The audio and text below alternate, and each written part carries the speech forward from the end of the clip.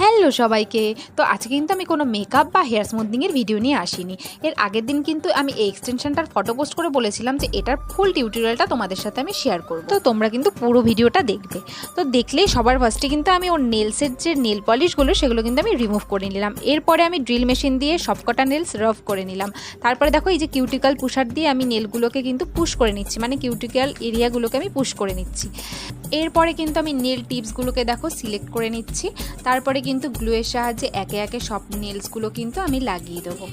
প্রত্যেকটা নেলস লাগানো হয়ে গেলে এরপরে আমি কাট করে নেব। আর এক একজন কিন্তু এক এক রকমের সাইজ পছন্দ করে, যে যেরকম সাইজ চাইবে আমি তাকে সেই বুঝেই সাইজ করে দেবো। কারণ অনেকে বড়ও পছন্দ করে, অনেকে ছোটও পছন্দ করে, অনেকে মিডিয়ামটা রাখতেও পছন্দ করে। আমি কিন্তু আজকে দেখো মিডিয়ামের উপরেই করছি।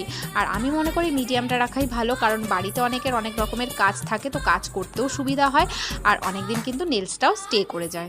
আর